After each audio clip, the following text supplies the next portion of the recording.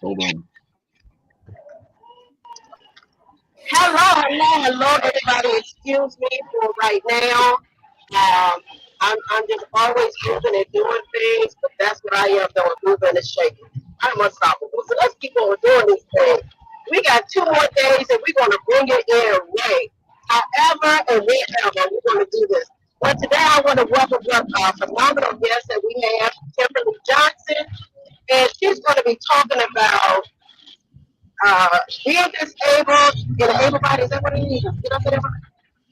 Y'all know Living this with stuff, bro. CP and being able-bodied. Living with CP, being able body. Now what kind of title is that? That y'all got to listen to this. Have you ever heard someone say, living with CP, being able bodied? Now what does that mean? We got to stay tuned and listen to the phenomenal Kimberly Johnson, as she say this. Bring her speech on. But before we get started, y'all know me. You know I gotta bring it on. So here we go. Come on, y'all got to put your hands up. Put your Oh hands my up. god. She did it again.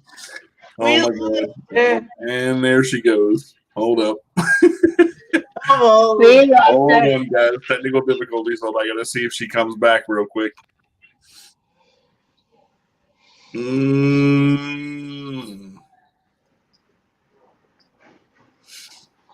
Well, she was trying to get us all pumped up to start the conference off, but hopefully she'll come back in just a second. So, let's see here. Give me just a minute and see the little dot rolling around. Miss Winnie's always doing something. She's always got something going. So, for those of you who are coming in right now, welcome to the show, guys. Thank you for being here. Kim, if you will, just tell us a little bit about yourself and how you came up with your topic, and just the floor is yours. We're going to be right here with you, but the floor is yours. Thank you. Welcome all. My name is Kimberly Johnson, also known as Kim. Um, I'm a daycare teacher with babies 3 months to 3 years at my tree house. Um, yeah, and the reason why I chose living with CP but being able-bodied is because a lot of people think that just because we're walkers, doesn't mean we have issues just like people in wheelchairs, and that's a challenge that we're facing. And like I don't like when someone's like, when they see you trying to do something or like having a struggle with it, they're like, they don't ask if you need help, but when you don't need help with something, they're the first ones to jump up on you and like, do you need help with something? Like, no, if I need help with something, I would ask you. Like just because I'm able-bodied doesn't mean I don't struggle with certain things, on a daily basis, like walking and things. Or sometimes I have balance issues, and I also use a walker, not a walker, a scooter to use for long distance because I can't walk long distance. But I'm not going to let that stop me from doing what I got to do. No. Also, I got a book coming out, Child with the Secret Powers, which is almost totally complete by the beginning of middle of March. No, we're at the end of March, sorry. Middle of April, it should be totally complete. Okay.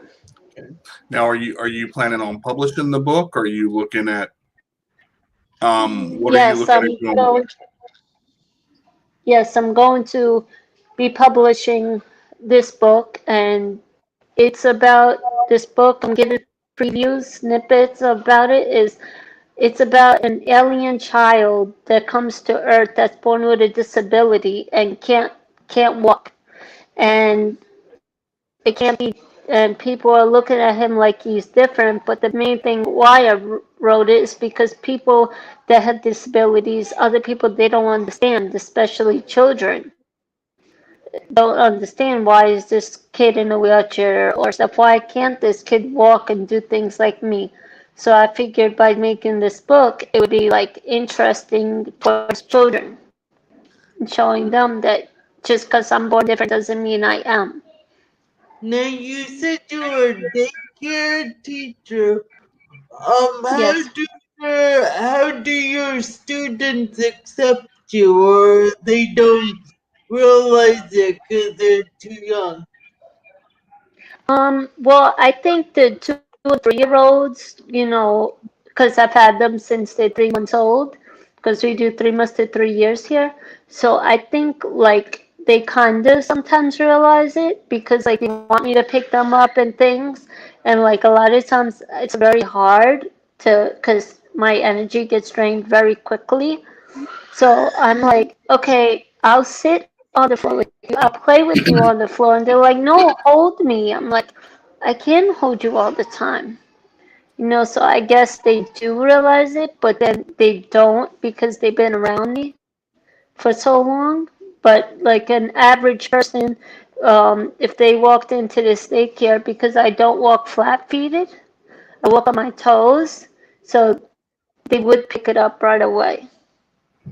How do they feel about you taking care of their child at the daycare? Do you get any responses like, oh my god, you are disabled, you can take care of my child? I at first, yeah, I did that. Like 1 or 2 parents had said that before they got to know me, and I tell people, I'm like, don't judge a book by its cover. Never do that. But now people are so used to me, and to be honest with you, I'm the best one here, hands down. And my boss knows it. My boss knows it. Now, Like, you were talking about walking on your toes. Now you were explaining to me earlier about you've worn braces and everything too, but you don't have the regular AFOs anymore because it hinders you from walking as fast as you need to keep up with the exactly. 2-year-old. When did you get your inserts for your shoes, and how was that process? I got casted like you would get a regular cast when you get the LFOs, and which they were up, but they came up onto my ankles, the casting, Mhm. and that took about 2 to 3 weeks before I even got the braces. So now that I have the braces, it took me an additional almost month and a half to get actually used to them again Mhm. because I haven't had braces on since I was 18 years old. But now working with these munchkins, I've noticed I've had balance issues and things like that. So it does help a lot, the braces, to walk with them versus without them. How do Even your though parents? as much as even though I really don't like them wearing them at all, because even as an adult now, like people could still judge you and stuff and be like, oh, what's wrong with this person? Why are they wearing braces? Why are they looking different? Like, why are you judging? Like, don't judge somebody. It's not right. Okay.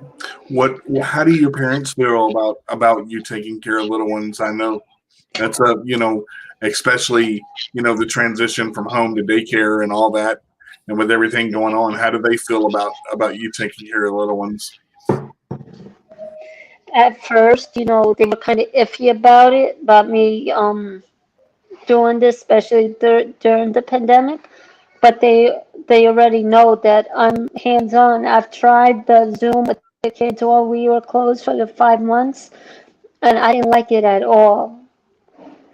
I'm very hands on. Everything has to be like up with the kids.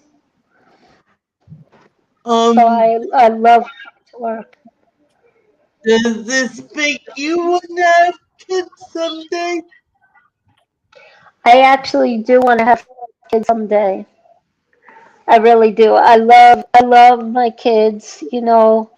I actually have a 5-month-old right now with the daycare that I personally take care of him, Oh, and I love it.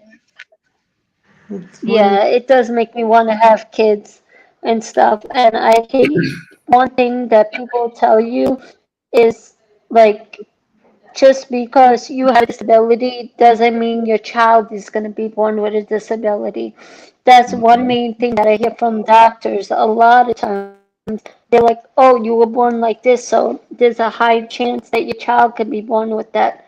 Like, like I tell people, I'm like, you're not God. You can't tell me how my child's gonna be born or not born.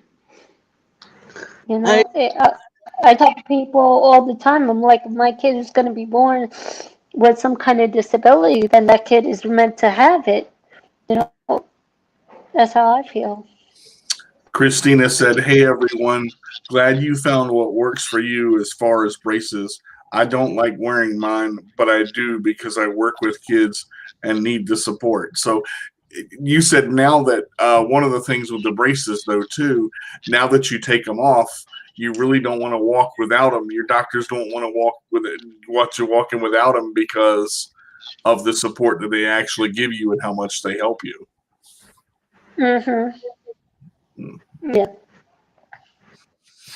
Well, I've got a question for you. I know you talked a little bit about working with the little ones and everything. When you work with somebody that is you start when they're 5 months old or and then you go all the way up to 3 years and then they leave. How hard is it to when you've worked with them for so long and you get used to them and they're because you've personally taken care of them and watch them grow, how hard is it to let go? What's that transition like and what do you do to cope with it? Because I know you have to get attached within 3 years. I am very attached to the kids, and I'm like, there's certain kids, I'm not gonna lie, like, I have cried when they left. Like, I get very emotional. I don't want them leaving, but I know that there's a daycare right across the street from us that does the 3 years old to, I believe, 5. So I get to see them anyway. So it's like, okay, they're still my munchkins, Hmm. and I get to babysit the little ones anyway, a lot of times on the weekends. So I have fun with that. also their parents they hire you privately if they need a babysitter or something. Yep. That's wonderful that that's just wonderful that they take to you really well like that. Mhm. What is that trust level like? I mean, with the parents, the facts that the parents can call on you and say, "Hey, Kim, I need you to do this for me." That's got to feel pretty awesome to be able to be in their life like that and be part of their lives that much to where you can be called on at any time. But it's got to be stressful as well. It can be stressful, but you know what? The kids are like very rewarding to be around because you get to see the cute things they do and stuff, and things that they say are like so innocent. Like, you're like, okay, this is a great thing. Okay. I Now, have I have students that actually left the daycare and went to another daycare, and because they got older, and I still get to babysit them, and I get to still see them. you talked about your topic being living with CP, but being able bodied as well. In the transition of, and I know at times you have a lot of kids in the daycare when it's hectic and you're running around like a chicken with your head cut off, so to speak. How do you keep up with them? I mean, because like you talked about, it's draining working with one or two or three. When you've got 10 or 9 or 12, how do you deal with it? 36, 36, 36 Gosh, munchkins. how many teachers in the classroom at one time? there's two teachers in a classroom, and we have about 12 kids in each class. Oh my God. Okay, I would be wrapped in bubble wrap, going, no, no, no, no, don't touch Now, it. did you go to school in early childhood, or Yeah, you just? uh, yes, actually, I'm in early childhood education right now. As we speak, I do college online. I go to post university Oh, that's for early childhood wonderful. education. That's wonderful. Hmm. Now, you had to do that as a job requirement, right? Yes, correct. So you're juggling your home life, your school life, your work life, and having a Hmm. disability, and not dropping the Correct. ball on any of it. How do you keep everything up in the air and circulating? I got good people that I actually talk to and stuff that keep me halfway sane. That keep me halfway sane. So it's tiring, and I found out that nap time is a big thing. Why kids nap, but now I want to nap with the kids. Time 12:30 rolls around. I'm like, nap time? Yeah. And my work hours are 8:30 in the morning to 5 at night, 5:15 at night. So I do a 10-hour day, 5 days Wait a a minute. So week. you do a 10-hour shift. Holy smokes. Wow. Now, how's your home life? Does your family support you in everything you do? Or? Not really, no, not in everything I do, because like my whole life it's been a challenge of a uphill roller coaster, up and down roller coaster. So I mean, like I've had to tell people like I don't just because I'm different or doesn't mean I can't do it. I'm gonna do it. Okay. Do you But feel like? when I became, Mhm. go ahead, sorry. No, no, no, no. Go ahead. You were speaking. I'm sorry. Yeah. When I first told everybody in my family that I want to work in childcare, right? They looked at me like I had three heads. Like, you can't hardly do you, and yet you want to take care of somebody that needs you. But now that I'm actually working with the kids, I've proven to myself that I can work with kids. I love children. You know, And and again, there's a lot of people in your situation where they want children. They have CP, but they're worried about because we got to take care of us. And it's, I mean, that's a common fact. But you've shown that it can be done. And I mean, I know you said it was so rewarding for you. How rewarding was it for your family to see that, hey, Kim did exactly what she said she's going to do, and she keeps doing it? You've been, how long have you been doing that now at the My Tree House? 4 years. 4 years. Mm-hmm. So how does your family feel now that you've kept it steady, and so you kind of said, I told you I could do it. I mean, now here it is. What's it like now? You know, they're Well, they're really shocked about that. They were like, now that they see that the things I do, and my boss even told them he was like that she's amazing with the kids. Parents have told my parents she's amazing with the kids and what she does. And my parents now are like, yeah, I know she does. She's really good.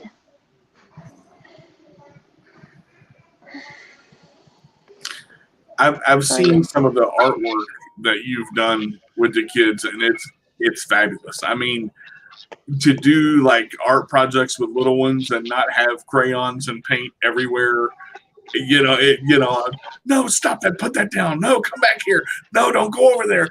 I mean, you have, I think it was back on Valentine's Day, you did a project with the 5-month-old, and I don't want to give his name out on live, but it was so cute because it was a heart with his hands and feet prints, and I'm like, man, that is so cute. Like, those moments the parents can trust forever and treasure forever. Have you gotten like gifts from parents or letters from parents that that touched you, or anything like that? Touched you or Yeah, I have. I've gotten many gifts from parents, gift cards, or for Valentine's Day, I got a whole bouquet of flowers, chocolate flowers, 12 chocolate flowers, and a balloon, and different things, and it was like amazing. Do you think, 'cause now I know you deal with the younger children, but if they like if you kept babysitting them till like 10 years old or whatever, do you think by the time they realize what kind of disability you have, do you think you give them something that other people wouldn't have given them if you were in their life? Great question. I don't, I don't think like maybe an older kid would realize something is different, but I don't think they would judge. It's more adults that would judge before a child would. Like, 'cause I have nieces and nephews that are like between the ages of 7 and 12. And they're just realizing, okay, Auntie Marie's a little different than other people, but they seem to have more compassion because I'm around. Do you think if you stayed with these kids through growth, you would give them something that they normally wouldn't have gotten if you were in their lives? I think so, yes. Yeah, I think so because I'm teaching them a lesson at an early age. yeah. Like since I have them so young, teaching them like, okay, Miss Kim is different, maybe a little different, but at the same time, she's not different. She's the same, just like anybody else. So what if she walks different or talks a little different? You know, that's how I feel. Okay, Cindy says that's the good thing about the little kids. They just accept you for you, and that's a true statement because through the eyes Hmm. of a child, they don't have to understand the complexity of what's going on. They see it and they call it. It's just there. Let me ask you this. And it may be a little hard to answer this question, but I'm gonna go ahead and fire it out there. What kind of impact do you think you're leaving on the little ones' lives? Even the younger to the 2 and 3 year olds, and what kind of impact do you want to leave on their lives? I just want to teach them, I just want to teach them and show them, sorry, and show them that that's the limit. You do what you gotta do and be yourself, and there's nothing no one can do. And let me add to DJ's question. What kind of impact do you think that you're leaving on their parents' life when they drop off their child and see, oh my god, my child, I'm leaving my child with the person with a disability. How do you think you impact their life? At first they might be scared, but as time goes on, they like love you or whatever. Great question. Hmm. I mean, yeah, I mean, like, actually, I haven't really took notice of that, to be honest with you, because when I first started here, you know, my boss would just hand me the kid, in a separate room. They never really let me interact with the parents. But then, as the parents got comfortable with me, they didn't really see the disability, they saw me.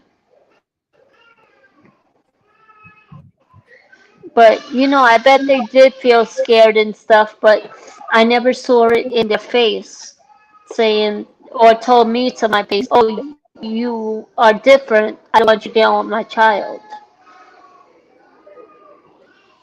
Hmm. Hmm. So now looking, looking that you've done this for 4 years and you've been part of this organization, how have you grown, yourself as a person who takes care of the little ones and the not so little ones, because it's like you said, when you first started, you were in a room and your boss handed you the children. Now you've grown to where you're everywhere and doing everything. How have you grown as a child care person? And I'm sorry, I don't know the proper word. They're trying to find it, uh, or child care specialist. But how do you feel that you've grown as a person, as an individual living with CP?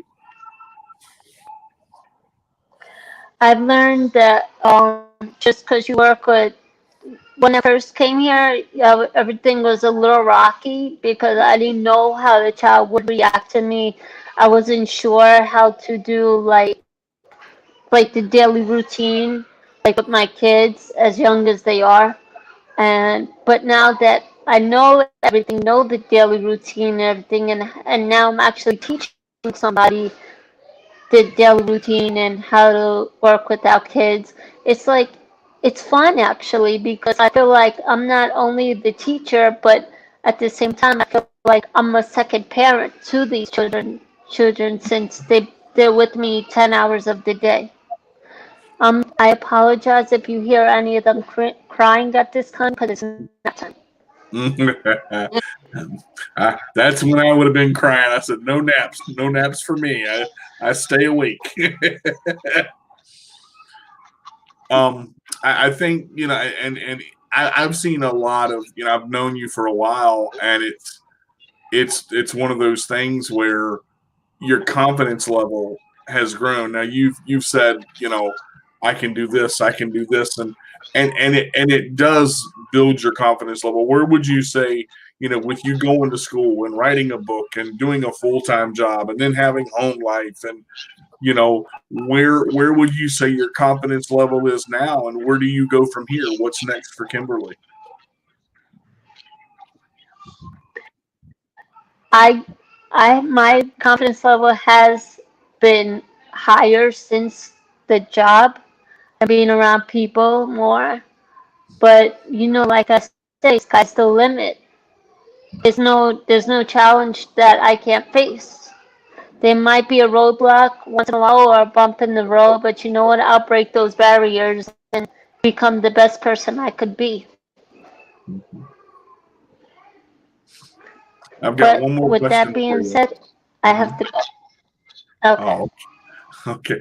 I get the last question I want to ask you is I want to know, like, how do you feel speaking at a conference like this? I mean, if you could leave a word of inspiration for others, that are going to be speaking or that may want to speak at a conference like this, what would you say to them?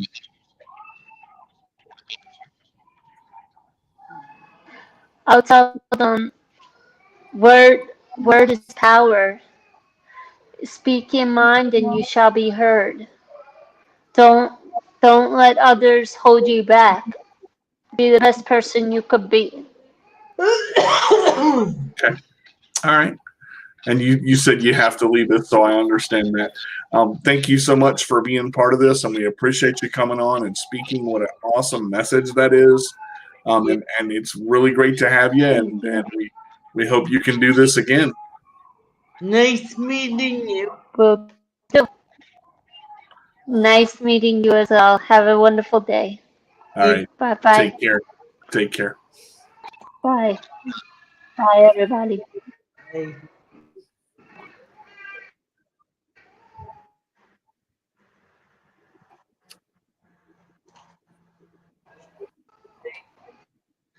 That was awesome. Yeah, that right there is powerful.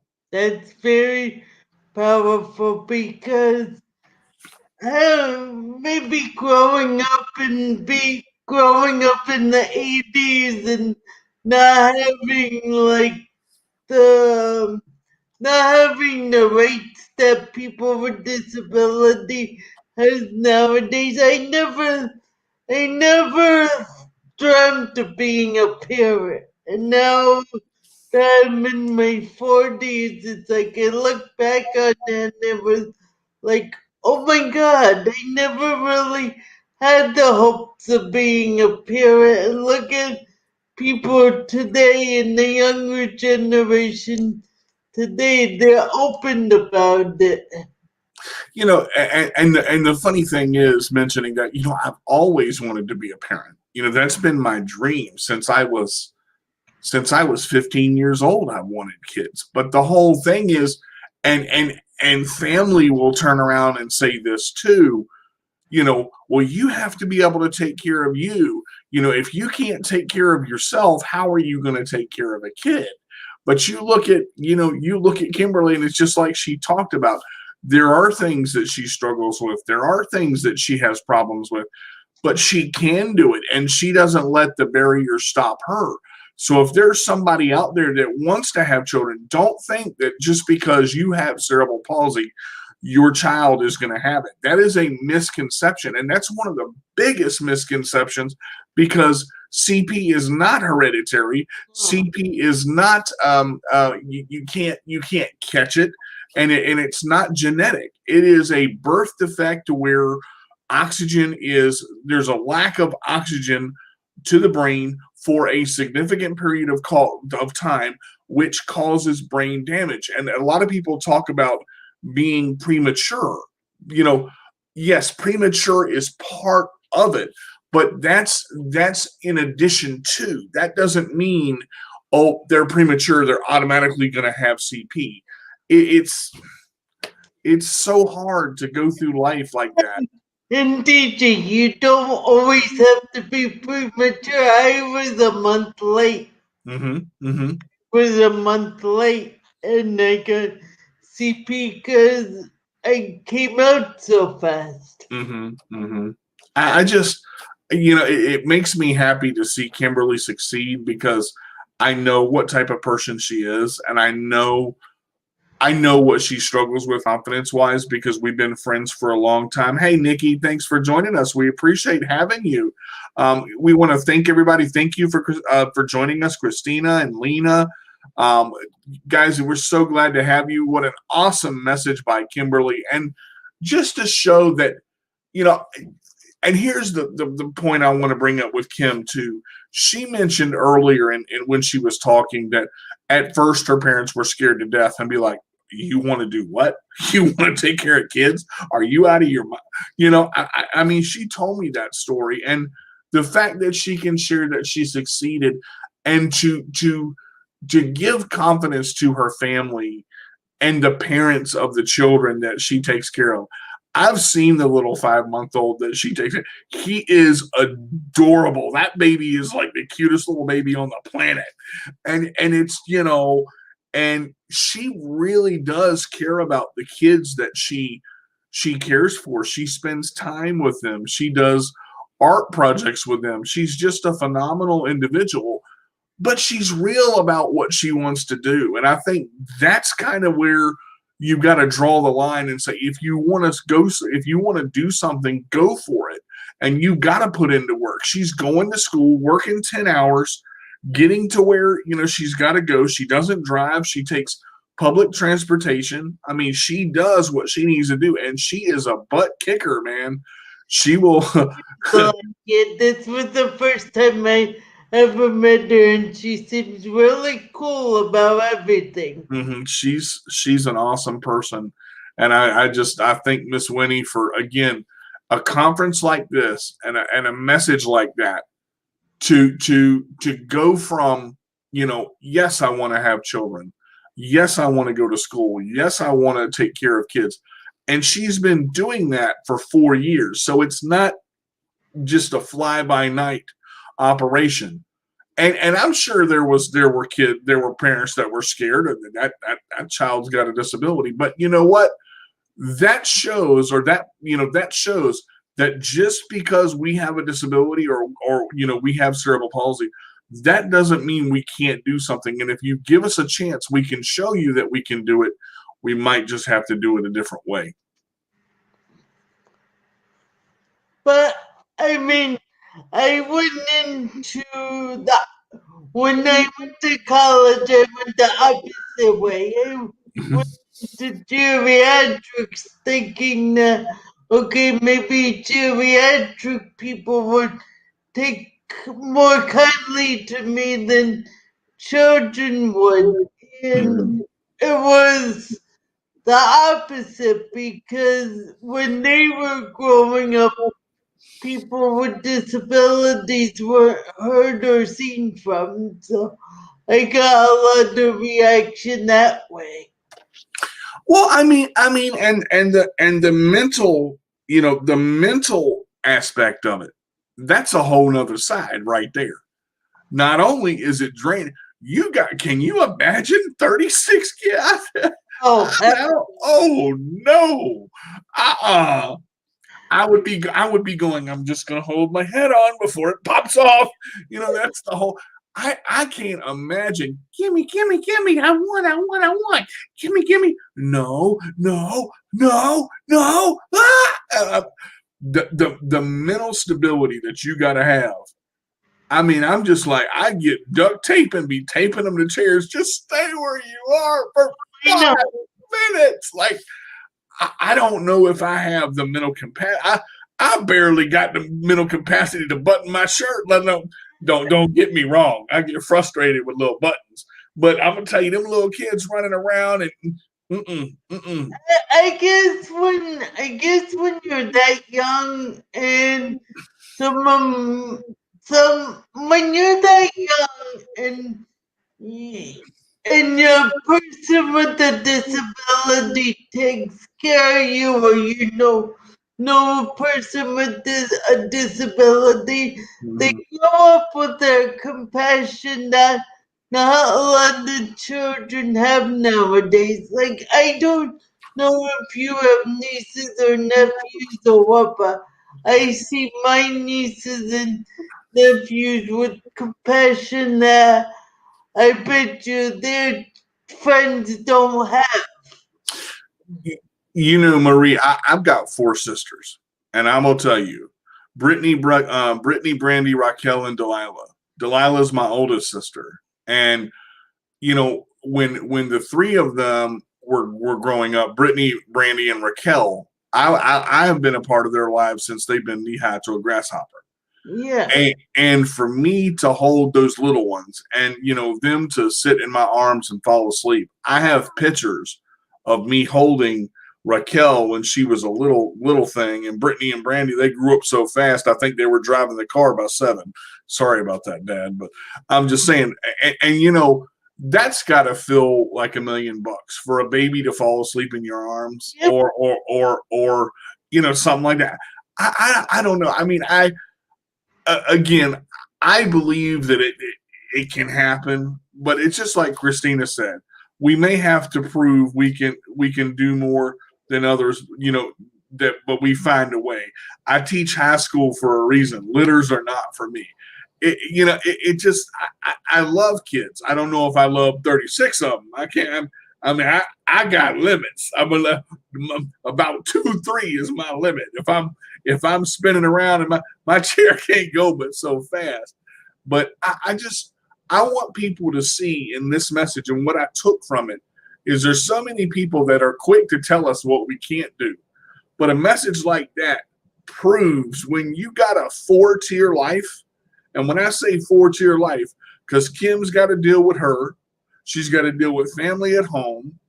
There was a lot of stuff she didn't share, and I wish she would have been able to stay a little longer, but she's got, school, she's got the job, she's got to get there, and then have the energy level and the capacity up here to handle all that. I would sometimes I'm like, I just need to sit down for a minute. And I sit down a lot. I mean, it just that's the part. I hope Miss Winnie smiled at that one. But I don't know. I want people to stop looking at what we can't do and start accepting us for what we can. But I always feel like it's an uphill battle, and we keep having to prove and keep having to push, and that's not fair because somebody walks into a place that has two legs that work, they're quickly hired before us because they can move and they have the easier way. But we got to fight and claw and tooth and nail for everything we get. And that bothers me. It does, because I haven't applied for a job in years, but I just remember when applying for jobs, I would hand them my resume and they would think my resume was so wonderful they couldn't wait to hire me, but then I would walk into the interview and be like, this isn't what I got from your resume. And again, Kim said it. You can't judge a book by its cover, but our society is based on how people look, how people talk, how people sound. I just don't understand. I do understand it because I've been part of it, but it needs to change. Yes, it does. It needs to. People need to take a step back and look at, and I realize, qualifications are important. I realize that companies need to make money. I realize all of that. I get that, but it hurts because, I give 100%, and you do as well. I've known you. Gosh, we're people with disabilities are dedicated because they may not get that once in a lifetime opportunity very often. Yeah. That's why this is so important. That's why sharing your story is so important, and saying who you are and doing what you do. I don't know. It bothers me to a point where I get angry about it because it happens so often to where a person with a disability that really has the qualifications, even better or as well as the able-bodied person, but because their legs don't work and arms don't work in a way that an able-bodied person would work, that they're turned away, and it's not right. But yet society continues to do it, and society continues to allow it, and so do we. We have to, quote unquote, stand up for ourselves before anybody else is going to stand up for us. And and you bring up a great point. We do have the qualifications, whether it's the same or better as other people, and when they do hire us, are they hiring us based on their qualifications or based on meeting a quota? Like, oh my God, we have to have one person with a disability. That or, okay, I feel sorry for this person. Let me go ahead and do this because it's going to make my company look good. Look, I take what I can get because when you hire me, I'm going to roll over every disqualification you got. And you're going to find out quick, this dude is serious. Can I please have my foot back? No, I'm going to keep it to the end of the day. I don't know. I have to laugh to keep from crying because it's happened to me so much. Like Miss Winnie. To your book. I'm sorry?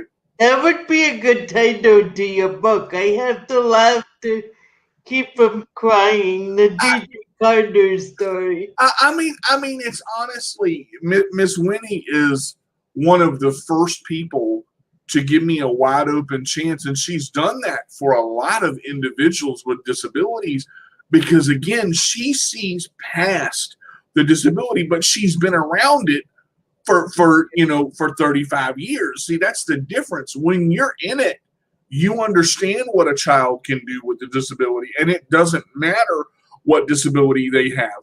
But the outside world that is not around the disability all the time, they're so quick to judge and so quick to push away or say what a person can or can't do because they have a disability. It's mind-boggling. And I'm like, why can't you just see me for what I am? Like, exactly. And then when you do prove them, and then when you do prove yourself to someone, they're like, "Oh my God, why didn't I see this years exactly. ago?" Exactly.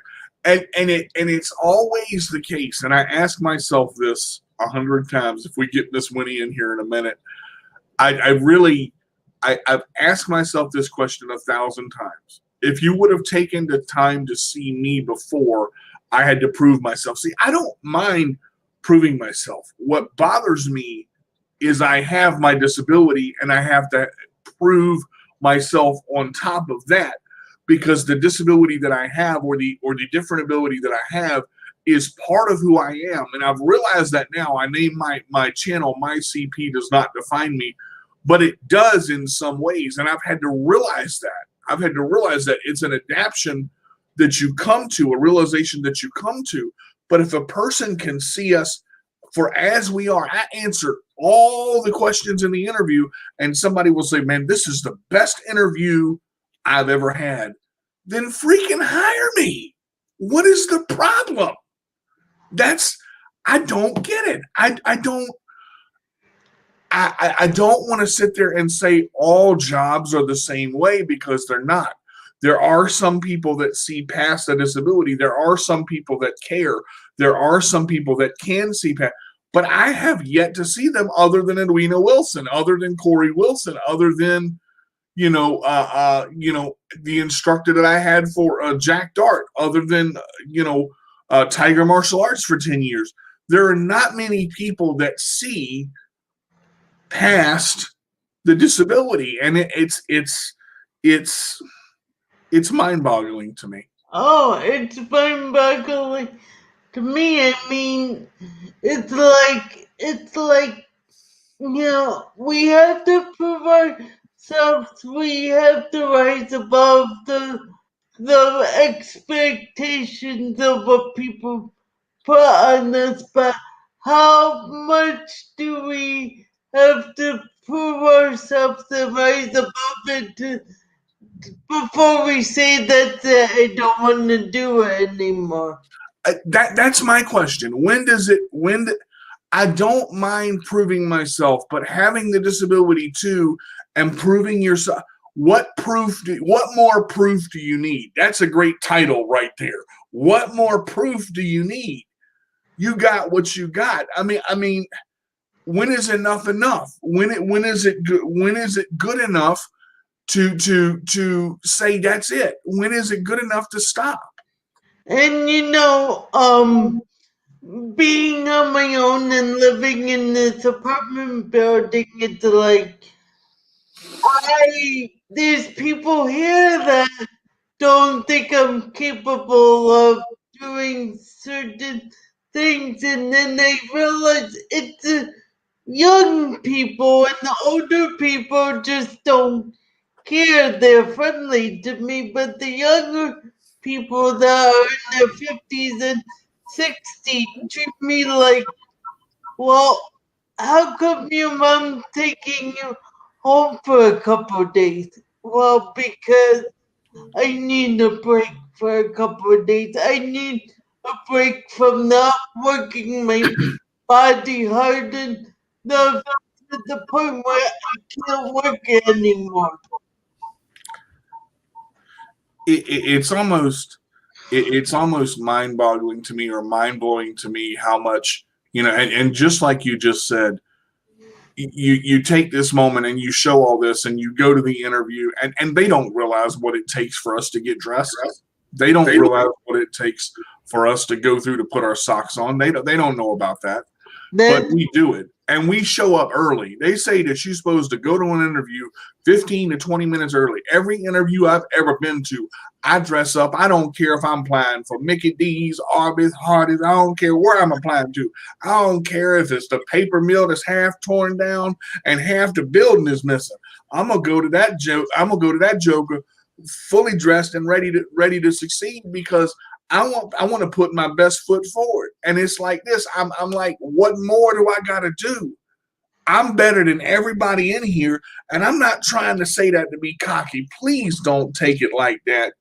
I'm better than anybody in here, and I got more qualifications and been through more hoops than you could shake a circus ringmaster at. But yet, all of a sudden, I'm not good enough because you're gonna hire Joe Blow over here because he can climb the ladder. Give me the ladder, let me knock him off of it, then see what happens. That's why I have low CP in my name. It could be DJ Low CP Carter. Could Low CP means workout with CP, and we work out every day from getting up in the morning to going to bed at night. It's a workout.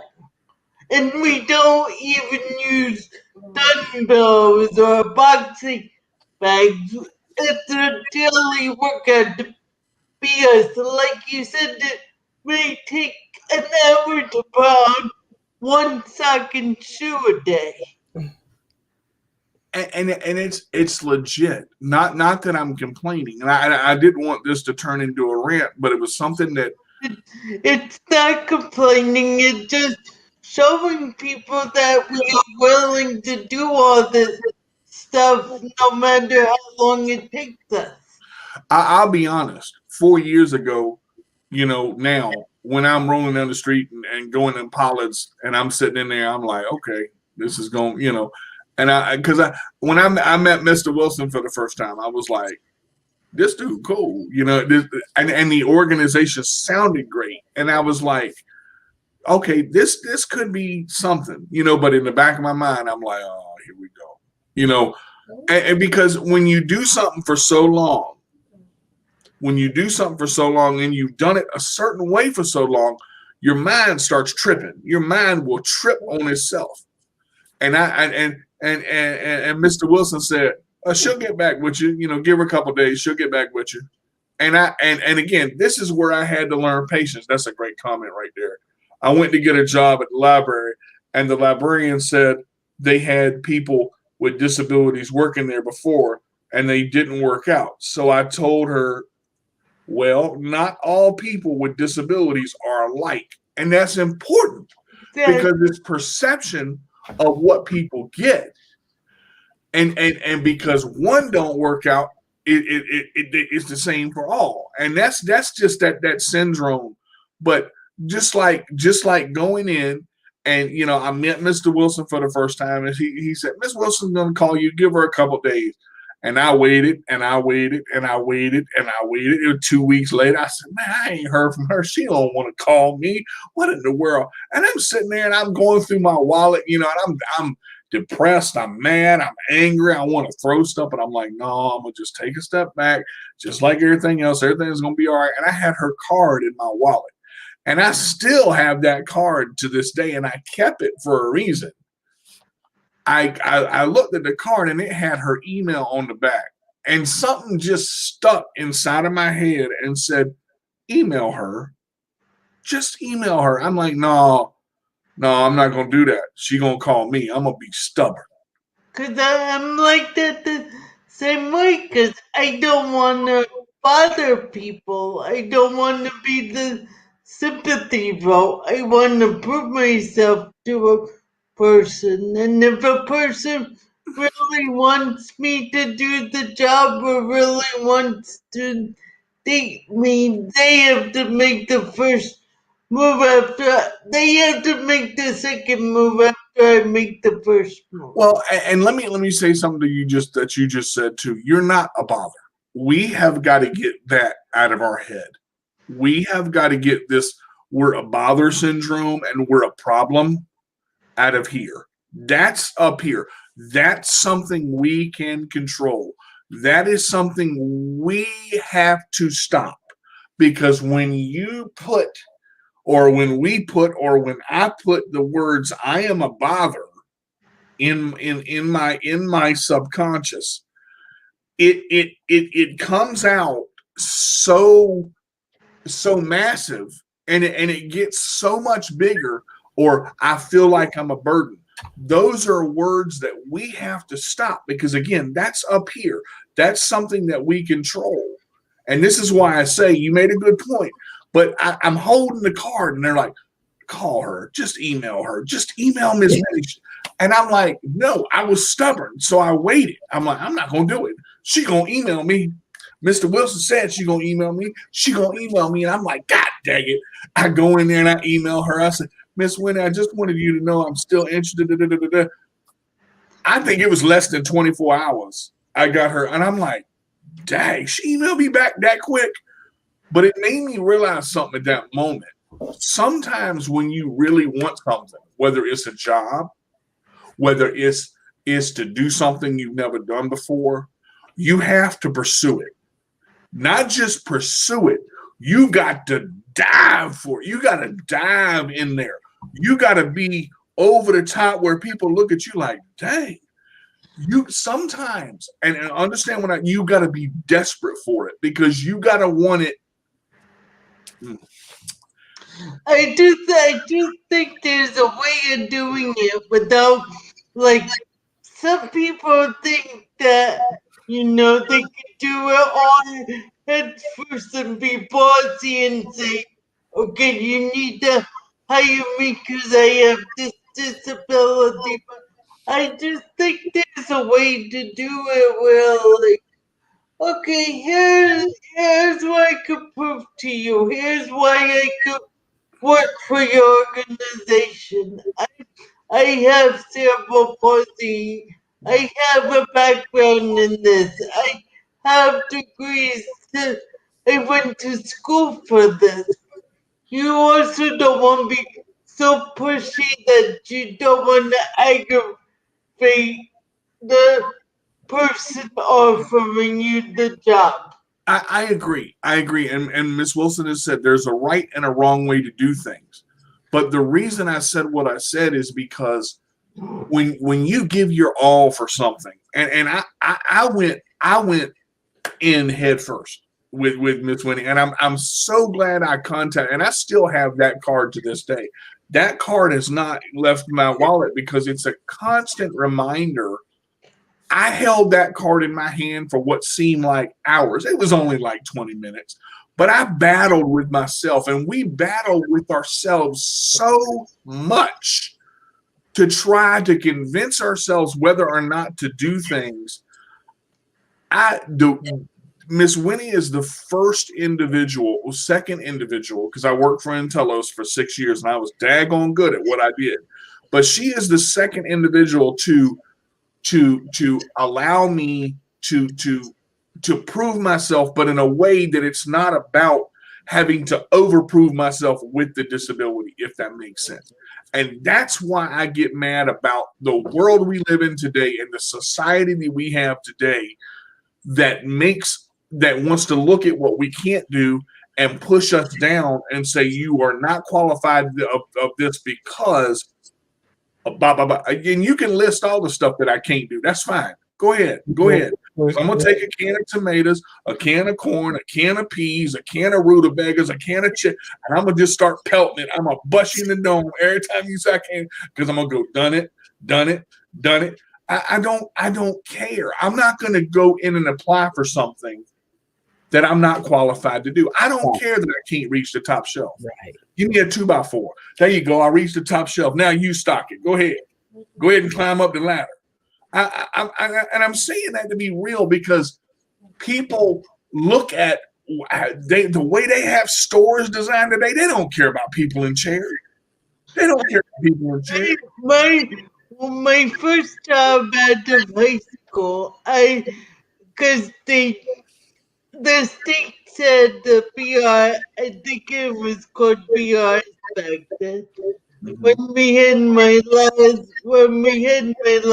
IEP meeting with because they said, "Oh, you wouldn't amount to anything. You're not even gonna graduate high school."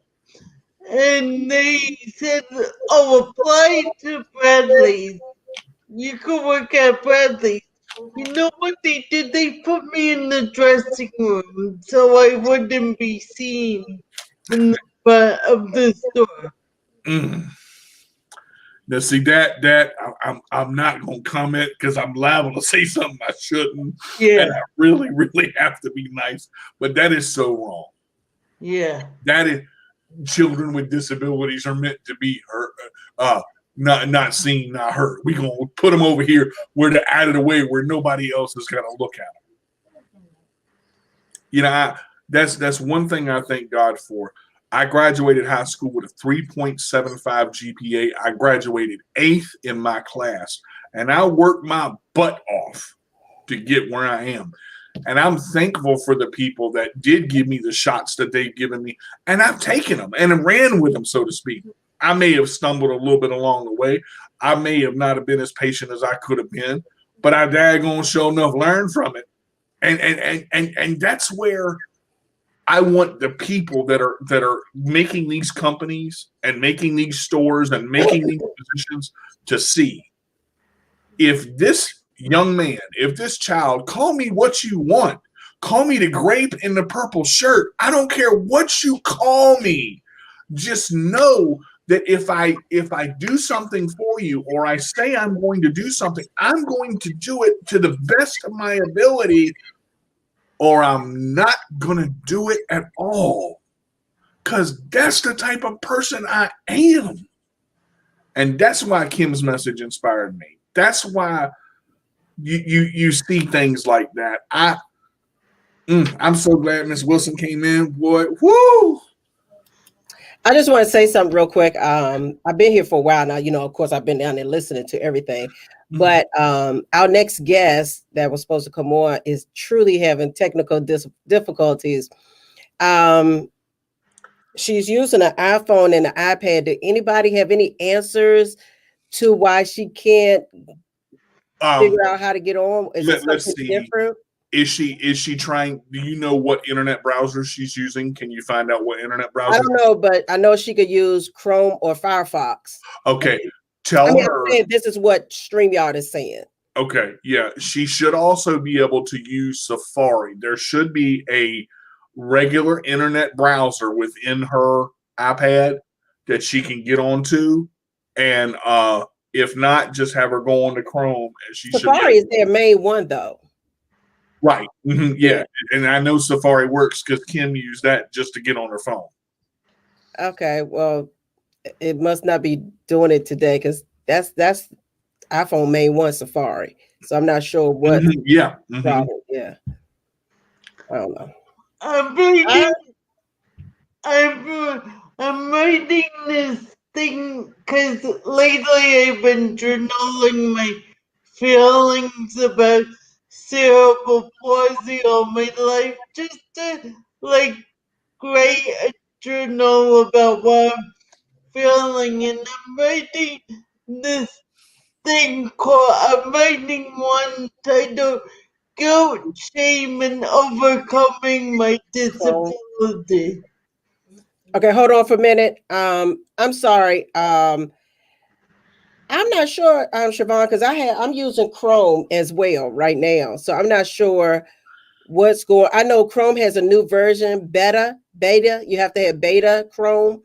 So you might have to download that on your iPad. I know what is that? Zoom did the same thing. Zoom did the same exact thing. They upgraded. So I have Chrome beta is what I downloaded. Yeah, a while ago. I'm working on my technical. So I just want to say, y'all, I want to apologize for our next guest because she was going to come on, but having technical difficulties. If, however, she is able to get through somehow, she is willing to still come on and join us. So I just want to say that she says she's working on it. Okay. So all right. So I just want to say that. Sorry, Marie. No, okay. It's your show. But anyway, in reference to Kim, one thing she said, and I just really want, I don't know, I feel like one thing she said, and I was like, oh, she shouldn't say that because I'm just a true believer in you can't have everything your way. So with all disabilities, you can't say you want people to ask you if you need help and not want to have help. Yeah. So I totally disagree with that part when she said, I don't need help or why stuff like, I just don't believe in that because it may be one day that you need help. That you need it. Nobody's around. And but again, that mindset and coming, Kim is and she won't mind me saying this. Kim is stubborn and she is very. Well, I mean, it's a lot that are, but still, I don't care if you're stubborn or not stubborn. One day you might need help, and that help may not be there. Then you're going to get mad because nobody's asking you if they can help you. Yeah. It's like if she was walking down the street with 12 grocery bags and had to open the door. I mean, then okay, you need help. Whether you have a disability or not, you have 12 shopping bags and you're not going to be able to open the door. So true. With or without. So we got her. So I'm just a firm believer, just be careful in those words because one day you just may need somebody and that person or somebody may not ask or just look at you and keep going. So our guest just arrived. Woo-hoo. And I just want to say thank you to Marie and DJ. Y'all did so wonderful. Thanks for holding it down. But DJ, at the same time, you can't talk bad about people being in daycare. The 36 kids. Oh my God, I can't. Everything is not for everybody. So we got to watch it when we say stuff like that because you may not be able to do it or want to do it, and it's a whole bunch of kids, but it is somebody else's dream, somebody else's desire, and somebody else's passion. So I just want to say in things like that, give all kudos to everybody because these jobs are out here, these careers are out here for those that fit it and those that want to do it. So that's all I wanted to say about that. But great questions y'all had for Kim, bringing it on, picking her up, lift her up, keep her going. I see how y'all did that. Y'all got that. Y'all did. So let's bring up Siobhan. Siobhan, yes, dear, we got you. We got you. Girl, that's how technology is. Sometimes it's grating. My God, it could be some kind of difficult. Yeah, it was. Hello, everyone. Hello. Thank you so much for being patient. Sometimes technology is not our friend. Okay. So I was pulling my hair, and if you all have ever seen me, I got a lot of hair. So thanks again. Whatever you did, whatever you guys said, it was awesome because it worked on my iPhone. So I am talking to you from my iPhone. Good afternoon. Good afternoon. Nice to finally meet you. You have been such a blessing the last couple of days I have been on. It's great to finally meet you. Thank you. DJ, my brother. Hey! Hey! So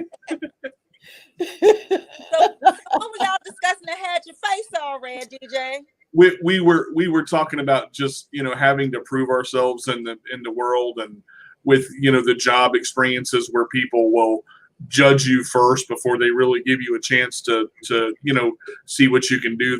They're so busy looking at what you can't do versus what you go in there and you got the resume and they say, oh, it's the best interview I've ever had. Wow, Mr. Carter, you really did this, and this. And then I'm like, well, hire me. And they're like, well.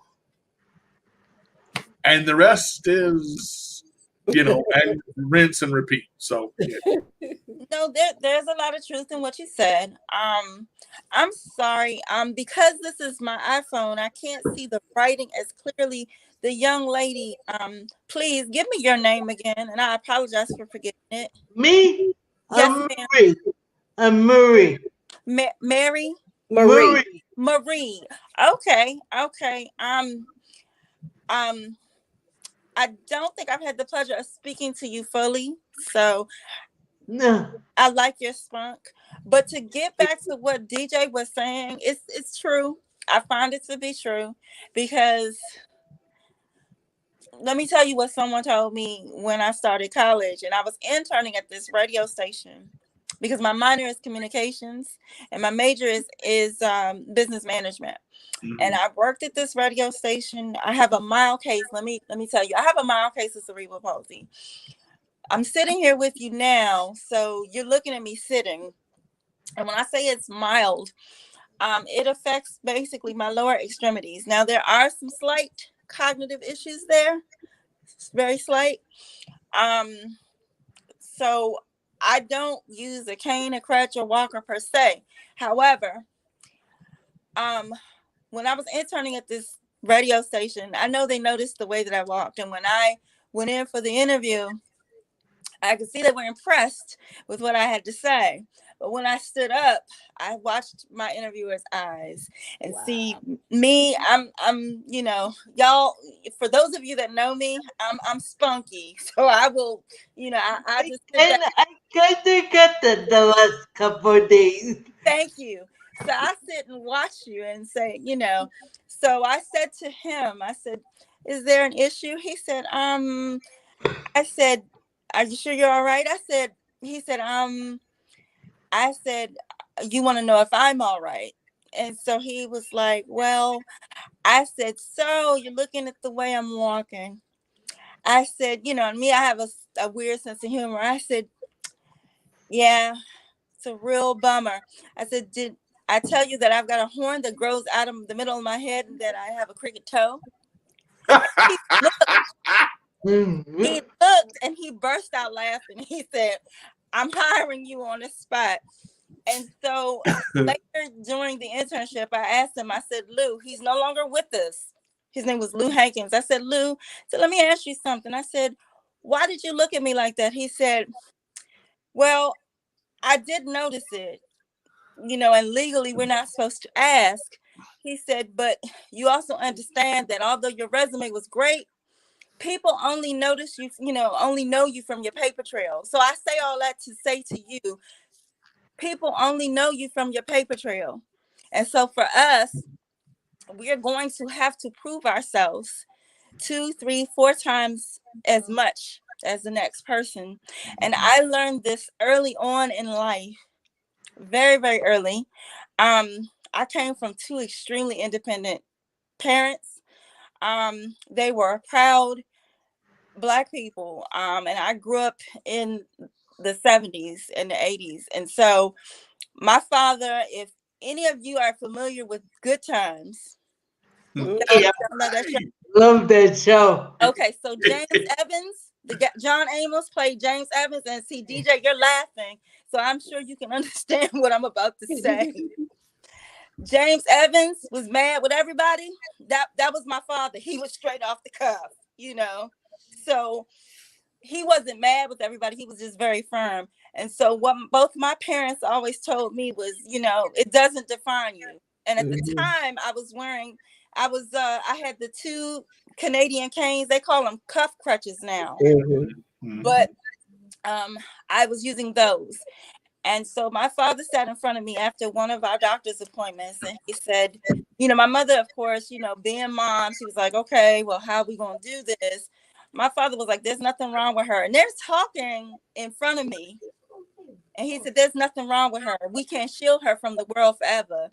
And you see, I'm not saying this to be braggadocious, but I come from the hood. You got to grow a tough skin in the hood. Oh, yeah. Okay. You got to grow a tough skin. So, and I had 7 brothers. Oh my God. Okay.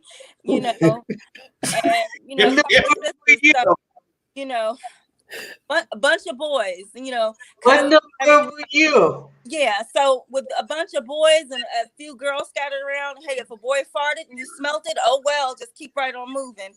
I'm being funny here, but I'm just saying I learned early on you had to be have a tough skin. So my parents were like, you know, just go out there and give it to them. Go out there and give it to them. Right. So for the first 5 years of my academia, I went to a school for the disabled, and you know, that was my world for like 5 years.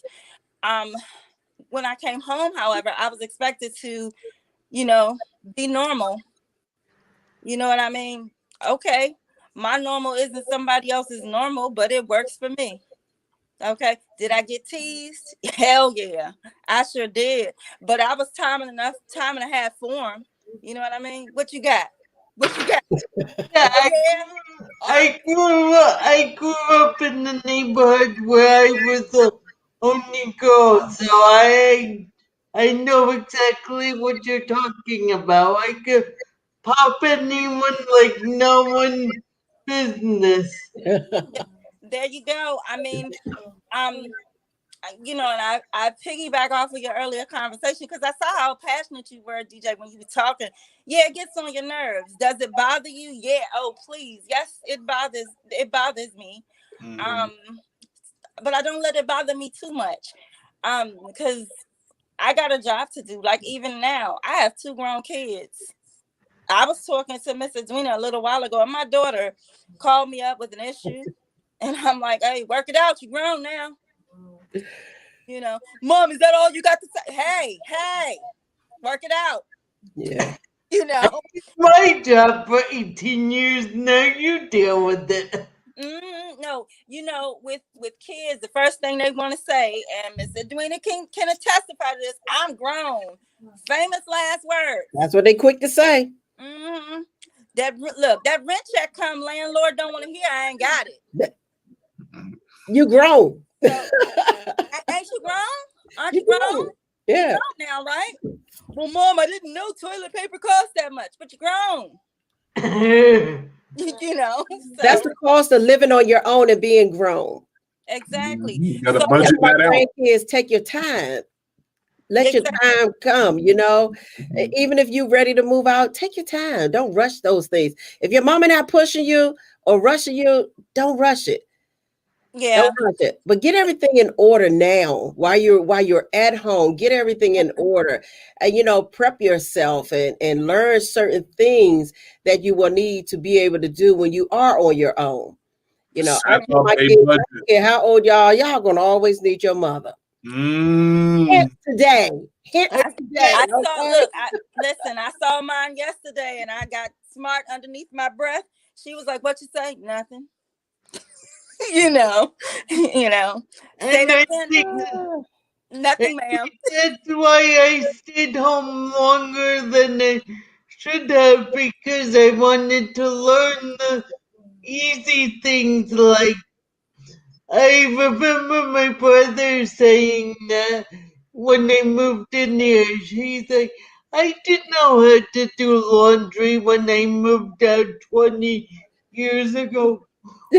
I know how to do laundry because that's why Mom and Dad had me home longer than they should, because they wanted to teach me these everyday activities, whether it was to do laundry or clean the house or even like make sure he's showing me how to wash the dishes. I'm like, dude, Mom and Dad left me home this long because they wanted to show me how to do these activities. Right. Don't tell me how to run my house because I know all this stuff because they had me home so I could learn this stuff. Right. Well, you know, and I know it gets, I caught some of your conversation when I was trying to log in. It does get frustrating. It does. I'm not ashamed of my age. I will share with you. There's no secrets there. I will be 52 in July.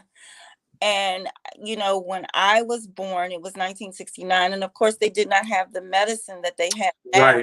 Right. It was way far back. You like, yeah. Mm-hmm. Oh, please.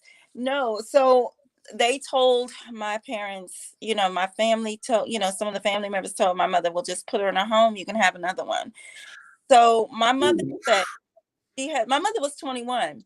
My mother said, she has the right to be here. So no, that will not happen. I thank my mother for that alone, because she could have easily have done that. Right. She stood up for you when nobody else would. I mean, that's yeah. Exactly. So what I say to you all, I mean, you will notice that I say cerebral palsy will never define me. That is in my statement. I make it very clear. Don't let it define you. It gets frustrating because people will see the outer and they will judge. What is funny is I am a fitness enthusiast. I'm heavily into fitness. I'm heavily into bodybuilding. I am a champion rower. I'm an adaptive rower who has won medals. I have won trophies for bodybuilding. 2019, right before COVID hit, I got my pro card, which is like the ultimate honor. So I'm a pro. My best friend did that for nearly 20 years. He was the first one on the I don't think he went professionally, but he did it for 20 years. He was the first one on the circuit with CP, and he's also deaf from the CP. So he's like 2 years younger than you.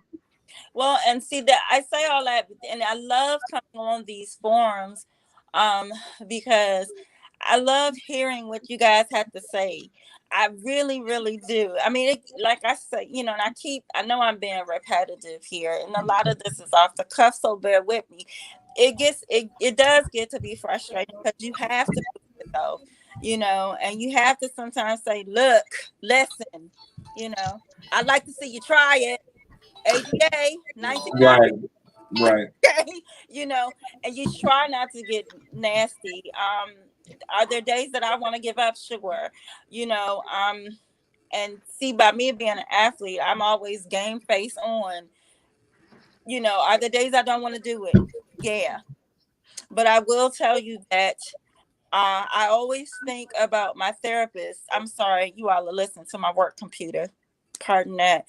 There are days I don't want to do it. And then I hear my therapist, I had a great PT, physical therapy, occupational therapy, great medical team. I will hear them say, because I had two therapists who used to say, pick up the pepper. You guys know what it means to be in a standing setup or on those parallel bars, which I hated. Okay. Whenever I got lazy, Miss Del Vecchio, she was my PT therapist, and she would say, pick up the pepper, which meant work harder. Let's go. Got it in you. Work harder. And I really hated that. But when I started, training and competing in bodybuilding competitions, in regattas, which are rowing events, I could always hear her say that. So that's why yesterday I was so impassioned by the people that you had on yesterday. I was like, what? Who said that? Who did that to you? I mean, ask Miss Edwina. I was like, where that woman lives, where her family at? She talked about that. Yes, she did. She talked about that. Like, who did but that? That right there is so powerful. And when you were speaking yesterday, I'm glad you actually came on today, because I read your comment 4 times, and I could tell you were affected by that. Like, really? Oh, it's like that. I mean, it just, because there are so many people, and we talked about it, in the same situation where they feel like they're buried. And if they say something, the current situation they're in can get worse. And then, what do you do? But I agree, man. I think that they should use their voice, and they should speak out and find somebody to talk to, because somebody eventually is going to listen. Somebody is going to say, you know what, this has to change. And I'm sorry, go on, please. No. I saw you were going to say, go ahead. It's fine. No, I was angry because, let's see, how shall I say this? I've always been independent. Mm-hmm. I've always been independent. It wasn't until a few years ago that I realized that everybody else with cerebral palsy or other disabilities that I knew were not. I mean, and that was hard for me. I mean, when I realized this, I was at a gathering with other persons who had disabilities who were, handy capable, if you will. Mm-hmm. And when I realized that, I'm gonna let y'all know something. I went in the bathroom and cried like a baby because I felt guilty, because I felt like, okay, I've been on my own since I was 18. I've worked since I was 18. I've had my own since I was 18. Mm-hmm. There are people who have not, or people like in a situation that the young lady was in yesterday. And that makes me angry because, that's, really don't judge me by my outer exterior. That's where I get the sarcasm from. You see what I'm saying? Like, my ex-husband is a Marine. I'm going to tell you the funniest thing about him. When we started dating, I said, have you ever dealt with anybody like me? And he laughed it off and was like, yeah, sure. And I looked at him because I can zone in. I said, really? And so he was like, well, babe, no, not really. He said, but once I got, wind of your personality, everything else just disappeared. I just see you. And so ultimately, all we want is for someone to see us. Exactly. What you see is that blue wheelchair, and it may as well be plastered right here. You know what I mean? So, I get you, DJ, when you get upset about it, because it's like, okay, do you understand the words that are coming out of my mouth at all? Right. Are you looking at my mouth? Right. No, you know what I mean? So, and I've come to accept. Look, I get the chair is part of me. That's okay, but I've also learned to roll forward and sneeze at the same time. Right. You know what I'm saying? If there happens to be somebody in the way, let me back up, make sure you're all right. A little bit. I'm just now. I will say something that I admire. Come on, CP, that I admire. You said, everybody is not independent, which is but if everybody had the drive that you have, this world would be popping, because we'd have. See, and that's where it is right there. I said when I was speaking yesterday at 4:00, your attitude reflects your altitude, and that's what pushed you up higher, because you pushed it. You picked up the pepper and did what you had to do, and it may not have been easy, but you did it. But the one thing I'm gonna say, you say don't let your CP define you, which I agree with. When I put my channel up, I said my CP does not define me, and I thought about that, and it took me a second, because Miss Winnie brought it out, and I was like, dang, it does define me in some ways, and I'm okay with that. As far as tell me I can't do something, I'm gonna run you over or throw a can of tomatoes at your head. I'm just saying, I'm gonna get it done. And that's why the intensity came out, because there's so many people that want to tell you what you can't do. I'm here to show you what I can, and if I got to knock you out to do it, let's go. This black belt ain't for nothing. Put your shoes and your gloves on. Let's get in the ring for a little bit, because I ain't got time for mess. I don't have, and that's just me. But the passion that I have drives me, but I'm not quite at that drive at your level. Your level is up here. I may be just covered, and if everybody had your drive and realized, look, if you want to make it happen, you got to get up off your butt and get it done. And that's where it is. That's where this world is. We want somebody to hand us something, but we don't want to work for it. See, I'm different. I'll work myself to the bone. Keep it clean.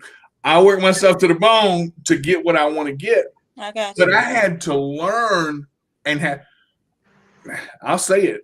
This lady up here instilled a lot in me in this last 4 years. My mother did too. Don't get me wrong. My mama is great.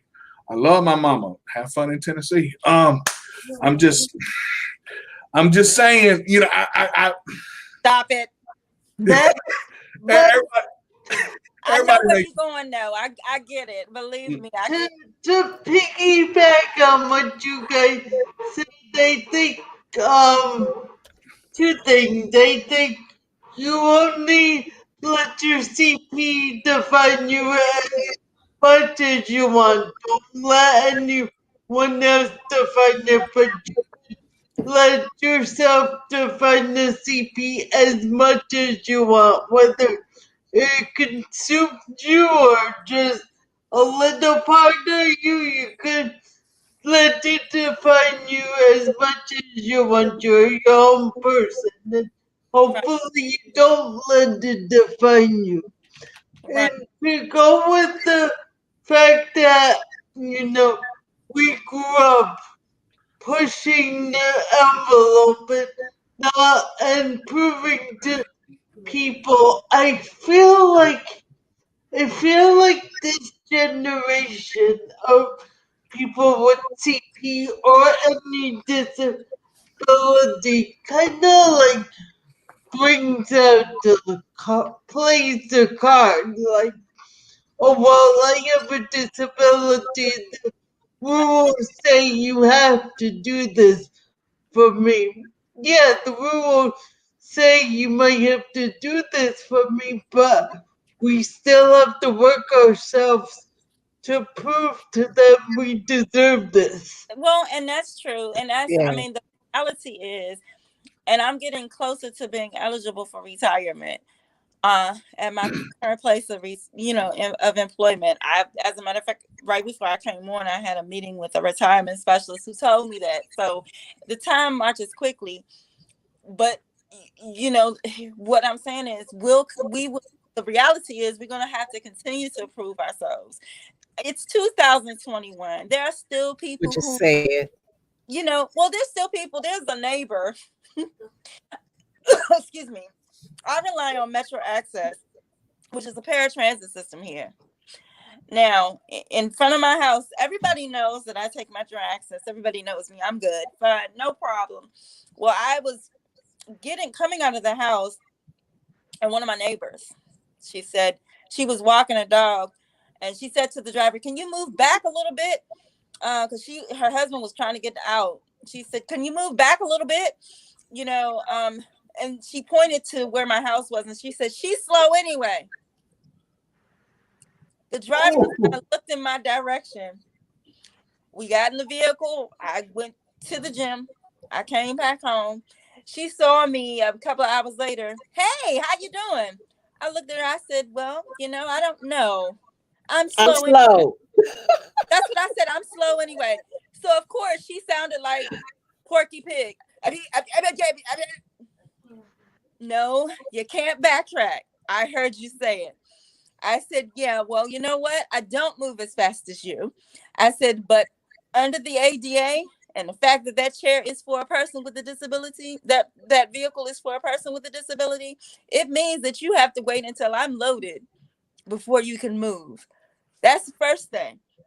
So the second thing is, I can hear. Right. I said, and if all I've got is this little limp, then so be it. I can hear.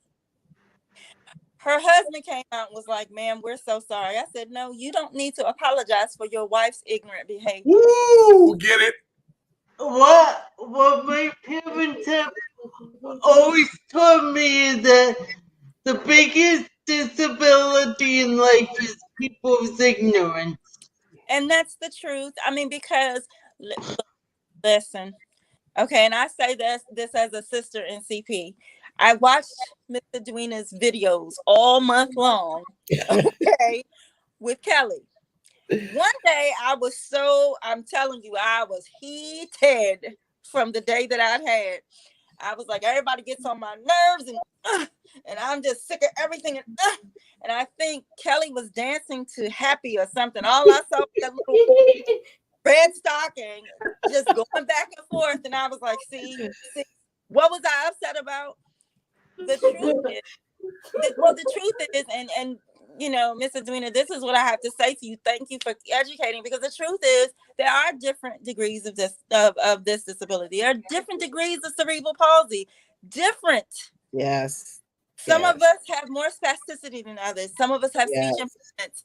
Some of us have seizures. Some of us have to take medication. Some of us don't. Some of us, like myself, have slight cognitive disability, cognitive issues.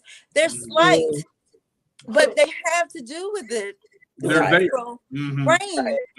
You know what I mean? So, which is one of the reasons why, and I keep a healthy dating life. So I will tell you, the boyfriend that I have, that I'm seeing, I had to educate him on the same things. I had to let him know I don't find jokes about people with disabilities funny. Please don't involve me in any of that. I have no problem educating you. And the other thing too is we never know what might happen once we walk outside the door. Very true. Any given day. Seconds. That's all it can take. That's why be careful how you talk about those that you see with different abilities, because everybody's different in their own unique way. Be careful of how you say things or how you mock them. Even be careful, because you don't know. Life changes within seconds, and your life will change in a second. I say that all the time. Yeah. And so many times Miss Winnie has said, words are powerful. They are. And they can hurt worse sometimes. Words or phrases or certain sentences can hurt worse than just stabbing somebody. I mean, because it's when it's there, the words stick. I don't forget. I don't forget. And Miss Winnie can attest to it. I can, when she tells a story, if she uses track for 1 second, you were right here, Miss Winnie. Boom. Right back on the money. That's what she said. That's what she said she was going to hire me for. Now, the other thing is, when you say something or somebody, you can say what you want. That doesn't bother me. Right. But the way it comes across, that's where I may have to. No, let me help you with that one. Are you okay? Is everything all right? Do you need me to help you with that? And wow. Or this one, like when I had my daughter, one lady said, wow, you can have kids? You know what?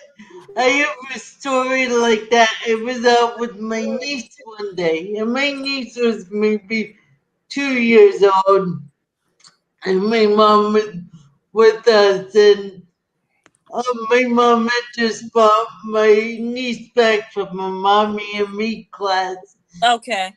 Picked me up to go to McDonald's, and so we're at McDonald's, and I'm in the wheelchair, and my mom runs into one of the moms in the mommy and me class, and the mom goes, "Is that her mom in the wheelchair?" And my mom's like, "No, but that's her in the wheelchair, but it doesn't matter if it was her mom in the wheelchair. She, just because she's in the wheelchair doesn't mean she can't have kids herself." The funny part that you just mentioned, the hi, how are you? I was in Walmart, and this lady, she had to be 60s, 70s. She came up, and I'm reaching down to get something off the football off the aisle. She literally comes up and she goes, "Hi, how are you?" It's happened to me. I'm telling you, without missing a beat, I went, "How you doing, my baseball?"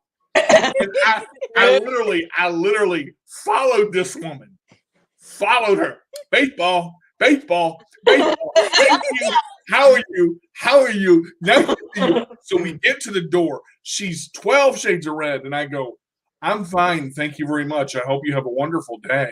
Oh, we were at the DMV, my boyfriend and I, and the lady, and I realized that some people really think that they're being helpful. I get it. But the lady was asking him, addressed him, and said, does she need any help? And he was, because she kept looking when we got inside.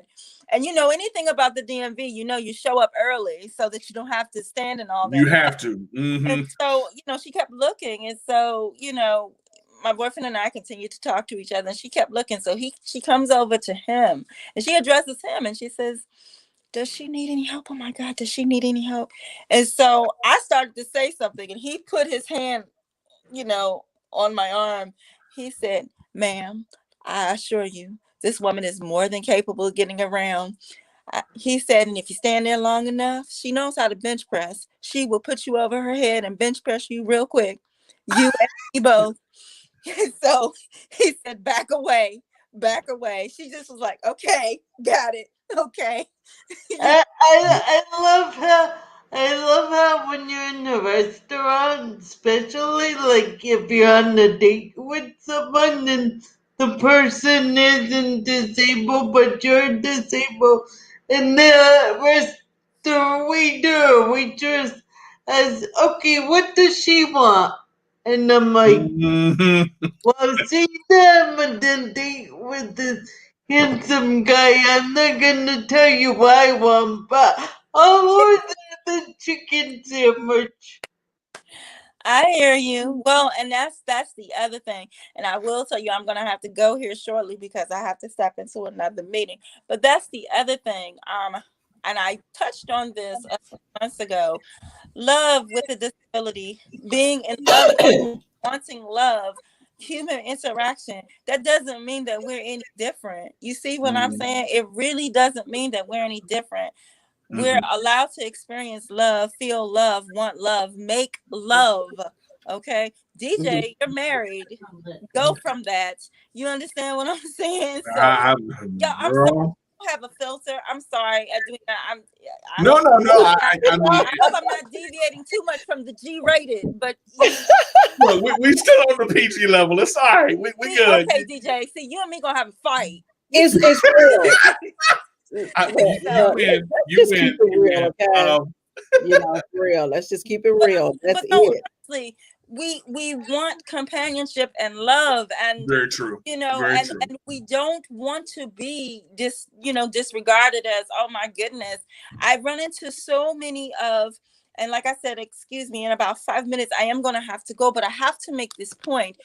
I run into so many of my other friends who have disabilities who get upset because people think that they are not worthy of having companionship or being loved. And, I've not being funny here, I've not had that problem, maybe twice. And I shared that with Mr. Davina, once too. I had one guy who, one guy, he told me, he was honest. He said, I don't think I can deal with it. I could respect that. We're still friends now. That's great. But another guy, he was like ashamed. He told me he didn't want to tell me, he wanted to hide me. And so, he came clean and said, well, you ought to be grateful that I'm dating you. Oh, I pulled a Beyonce on him. You must not know about me, sugar.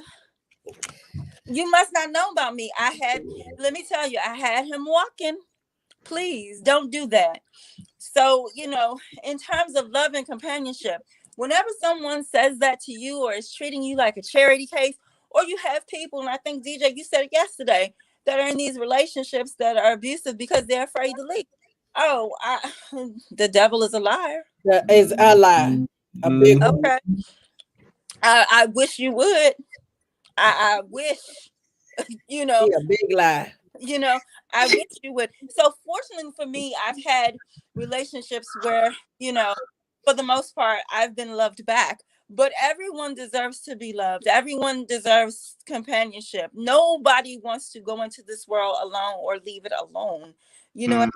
I'm just putting it out there. We all want intimacy. Right. So, I mean, so it's not foreign. And that's another thing about disabilities and CP. A topic like that is taboo to talk about. Oh yes. So, Let me just say this in response to what you said. I love how you said that. And I'm gonna be real. People with disabilities need love too. I've been married for 5 years. I'm thankful. You know, things are the way they are. Yes. Thank you, Jesus. I'm just gonna say that the way it is. I got it. But I'll be honest. I want to ask you this question before you leave because you said it and I didn't catch it when you said it. When you were first talking to me, you said people know you by your paper trail. What do you and I are you saying what you've done basically in the job community there? Is that where you're? Yes, sir. Okay. In the job, I meant in the job community. Right. We're not supposed to be discriminated against. That's true. Right. People only know you from your paper trail, meaning they only know you from your resume. So me looking at a piece of paper, they can't see you physically. See you. Right. So when they see you, even in 2021, okay, people are not used to that. They're not used to that. Be prepared to do it like this. You know what I'm saying? Be prepared to give it your all. Be prepared to, give them that eye contact. They're like, yeah, I know. Chair look nice and shiny, don't it? Insurance paid for this. You know what I'm saying? I just, like I said, I just think off the cuff like that. Mm-hmm. I was writing that down because I've heard it's not what you know, it's who you know. But in the same sense, I've never heard that phrase that people only know you from your paper. So I was writing it down just to she get just that. said it in a different way because Andrea spoke about that. She had this interview, went great online, on the phone. As soon as she got there and they saw how she walked and they dismissed her. Oh yeah. Nicely dismissed her though. Oh yes. Well, it's not available now. But before you leave, I got something for you, boo. All I do is win, no matter what. Got money on my mind, I can never get it up. And every time I step up in the building, everybody hands go up. And they stay there, and they stay there, and they stay there. Go up, down, up, down. Hey! Win.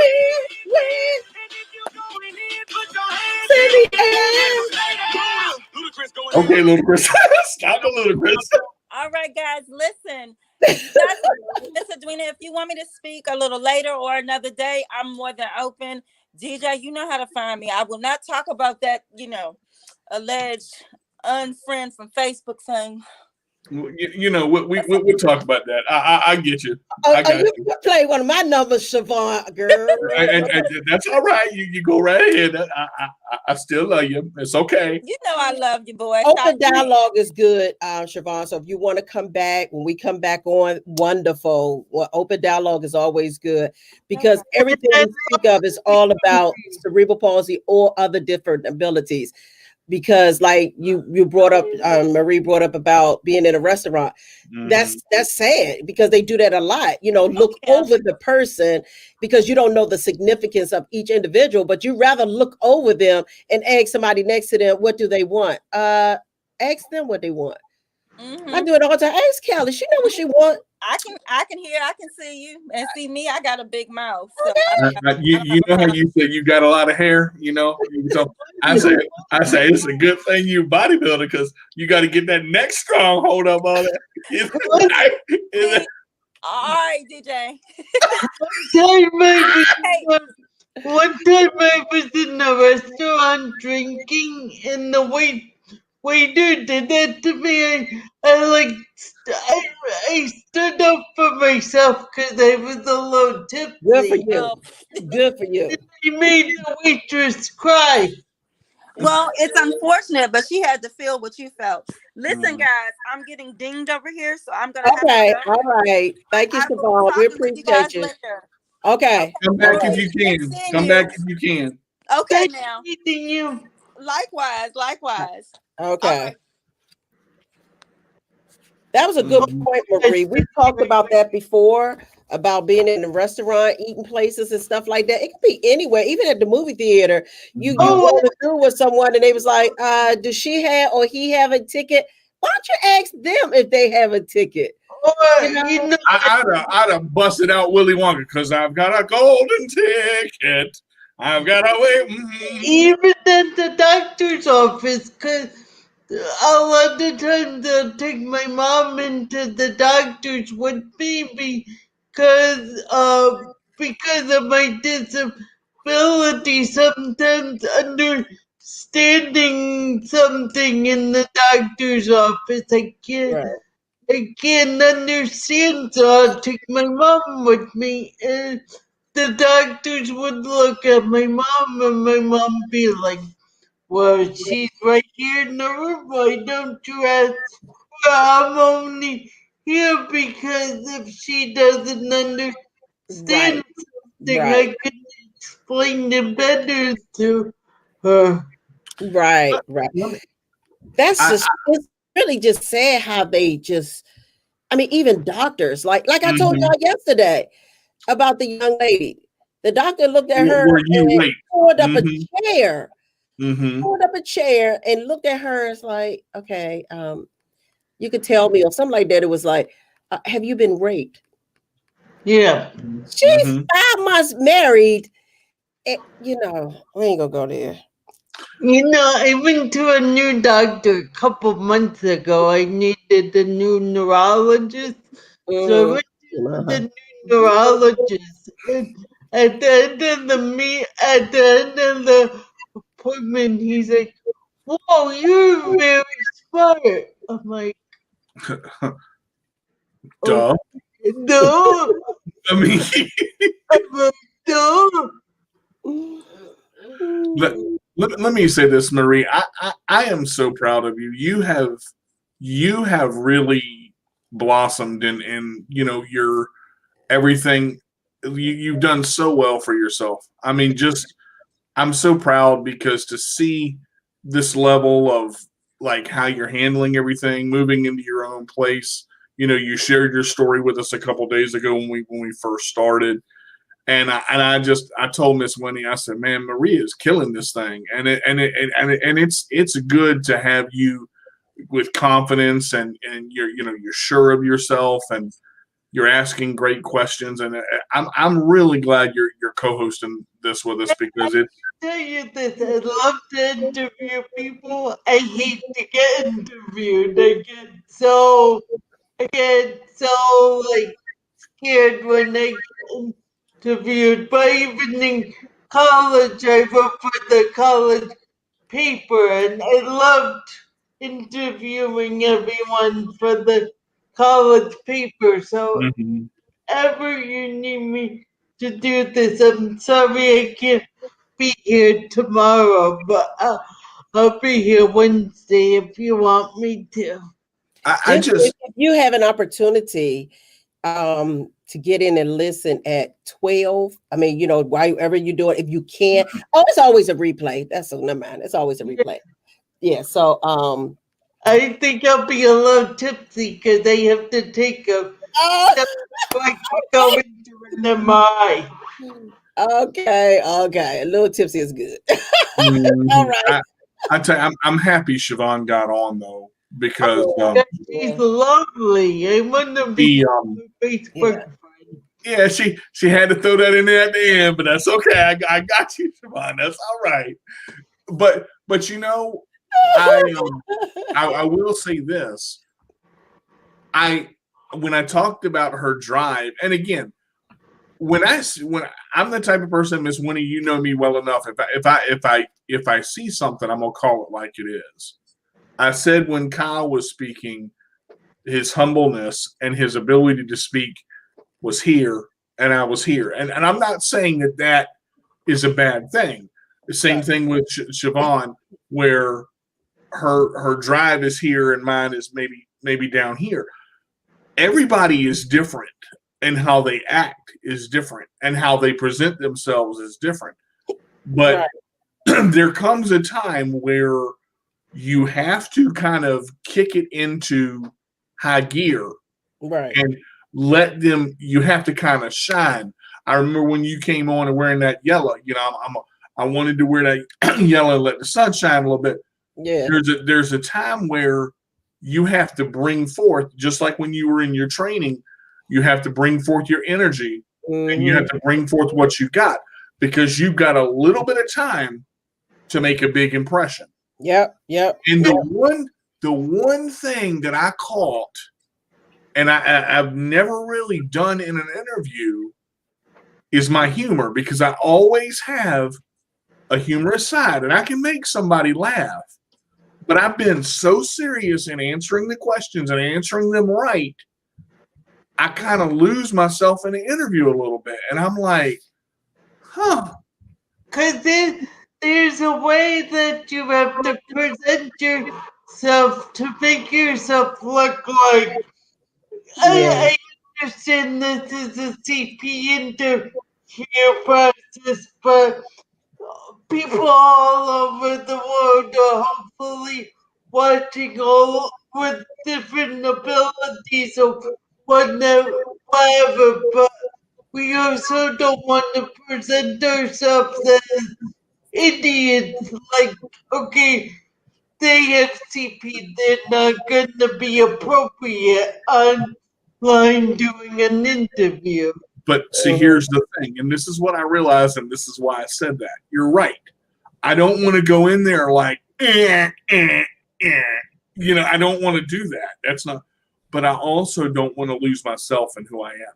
Yeah, but I mean, I think there's a point of showing ourselves, like when Miss Whitney played that music. Come on, that perfect music, that's the perfect time to show ourselves. Yes. But when we're one-to-one, we want to be appropriate and feel that we're in the best place to have humor. Okay, this is a serious time. Let's get serious about ourselves. But do you see what I'm saying, Miss Winnie? I understand that, but I think, to me, I realize I kind of, every interview I've come in, my name is DJ Carter, and I'm good. The interview is great, and they've had the, but I wonder. Don't worry, I won't roll over your foot by accident. I wonder, if I just a little bit. Humor.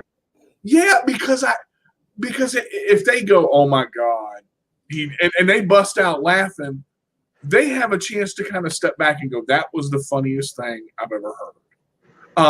What disability do you have? Standing dyslexia.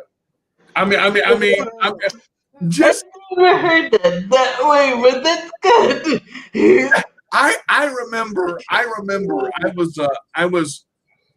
I was talking. He was so nervous to talk to me, and I was going on stage to speak for I think the Cerebral Palsy Association or whatever.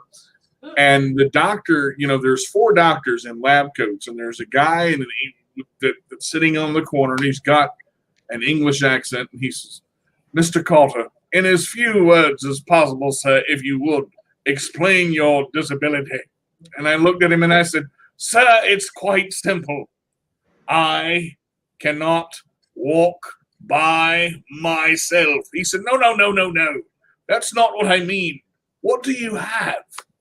And I looked at him, and I looked at the 4 doctors across the row, and I said, I have standing dyslexia. And all of them, they're trying so hard to keep this straight face. And they all start laughing. So the doctor in the middle stands up and he goes, "Are you a comedian?" And I go, "Well, I used to be a stand-up comedian, but as you can see, that didn't get me very far, so I decided to sit down." And they all laugh. See, but that's what I'm talking about, that relief of pressure for that 1 second, because the interviewer, too, is pressured. He's gone through interviews all day long and asked questions all day long. What if you break it up for 1 second with just a little bit of humor? And I get what you're saying. I so get it, and I think we do need humor, but it needs to come from the interviewer first, the person we're interviewing first, because I mean, right now we're interviewing all our friends, and we know how they're gonna react. You know, we know their sense of humor, but like what you just said, you know, you're in a room full of doctors, and you're nervous, and they're nervous, but you're being you're the interviewee, so you're gonna break the seriousness with the laugh because that's the only way you know how to relax yourself and be comfortable. I don't think an interviewer should make a crack until they know the person is a funny person and can make fun of themselves in that. But the other side of that, Marie, too, you were talking about, this conference. This is an opportunity. I mean, as far as the conversation goes, even Siobhan coming up here, as powerful as that was, that humor, that kind of sticks out. That part right there. That part. Yeah. That's it. Yeah, see, that's what I'm talking about. But I think it should come from the interviewee first. I think the person being interviewed. Yes. Yes. Yeah, I agree. Because then that's what I was saying. That takes the pressure off of the interviewer. Yeah. Because nobody thinks about, everybody's like, I got to get this interview right. I got to get and answer the questions, and I got to. But nobody thinks about the interviewer. They've been sitting in that desk since 8 o'clock in the morning. And how many people, and I'm going to bring up something. Look at Miss Winnie's face. Smile. That smile right there. That's exactly, because Miss Winnie can laugh. I can be in a situation and something can happen and Miss Winnie will bust out laughing. And I done forgot all the heck of what I'm talking about, because that laughter travels across the room. And Cindy said, I've never heard it put that way before. A humor can help in a lot of situations. It can, because it relaxes an individual to where they don't have to try so hard. Right. I think you can destroy an interview or destroy a job interview by trying too hard. When you are stressed, and especially if you eat before an interview, Lord have mercy. When you stress, I'll tell you, and I'll make you laugh a little bit before we go to break. I had ate before I went to an interview, and I went to Intello's to interview for this job. And I'm just like, when I started my interview, my stomach said, and the first question he asked me was, are you all right? I said, oh, yeah. I played it off. Well, I went to sit up to answer his question. And all that air that was down in my stomach, let me just say it came out somewhere else. And the only thing you heard was the longest 5 seconds of my life. I didn't say a word. The man sitting across the room said this. Better out than in, I always say. Boom. And we carried it right from there. I'm like, dude, thank you, because that could have been a really awkward moment. And it's not, and I know sometimes I relate it back to dating or whatnot, and I'm sorry if you don't like it, but it's like going on your first date. I mean, when you go on your first date with someone, whether you know them or not, it's like an interview too, because you don't want to be too mushy or too stupid. Yeah, I get where you're, but it's got to be and look, dating this day and age is hard. I'm gonna tell you, dating. Siobhan's a pretty lady. And look, when you got it and you know you got it, when you got it, you know, clap your hands. See, I look, I am not Thavio, okay? I'm not trying to be Thavio. I don't need to be in a shampoo commercial. But I am DJ, and I'm the only DJ on the planet that is the way that I am. And I say thank God, because God broke the mold when he made me. I don't know what I would do if there were two DJs in this world. It is. But maybe not just another. No, just knowing one is hard enough. Okay, Chris. Okay, Marie. Look, you know me when it was about to say the same thing. And I'm just going to sit over here awkward like, okay, I know how it really is. And Kimberly said, clap, clap, Lord have mercy. But no, I think it's awkward because, again, with dating, you have to be so careful to you don't want to share too much on the first date. You don't want to push too hard on the first date, because that can make it awkward when you're trying to find. Just talk, be natural, let stuff talk. You ain't got to talk about, trigonometry and why your leg is bent in 12 different. I ain't worried about all that. It just be. And I think that's one of the things with dating that makes it so hard is people are afraid to be themselves. They have to try to make someone like them. And do you think when you say that part there, are you speaking in reference to those with a disability? They have to try to be something different. Okay. Anybody, because and when you have a disability, I'm glad you asked that. See, that's why I love my mama. When you have a disability, you're already subconsciously worried about that. Most people, it's here. Most people, they especially if you're trying to date an able-bodied person, and you're like, man, oh my God, she's gonna see my chair. Look, I know what disability I got because it comes with me. Okay, and I want you to look at it, ain't it? But see, I want Siobhan's attitude. That's right. It glitters. It sparkles. Insurance pay for this. Come on. I mean, that's But again, you have to get past and accept yourself first. And I did not realize at the time that I was going through all the dates I went through. It weren't that many, but it was a few. 6, 7, 8. I don't know. When you go through those dates, you have to accept yourself first. And at that time in my life, when I was 18, 19 years old, I hadn't accepted myself. I didn't understand who DJ was. I didn't understand what DJ was or what DJ was going to be.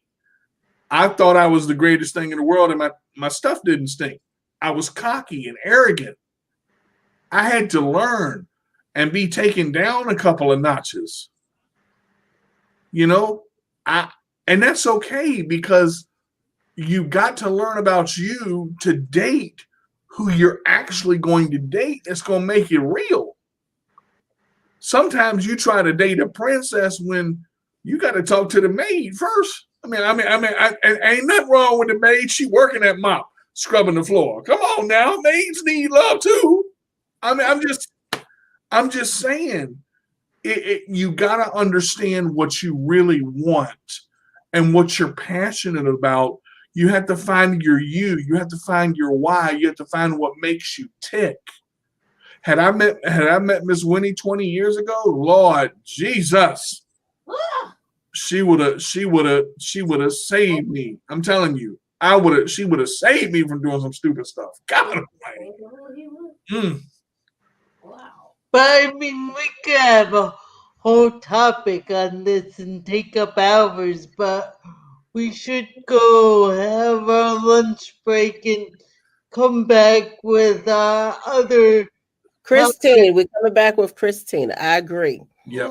I Yep. agree. Let's go ahead on and take a break, come back at 4 o'clock, and we could finish a dialogue after that. I have a great idea. So I'll see y'all when y'all get back. I don't know. I'll see y'all get back at 4 o'clock. All right, everybody. We'll see y'all and at 4 o'clock. And y'all just enjoy your lunch and whatever you got to do, and we'll be back. All right. Take care, guys. Take care, everybody. All righty.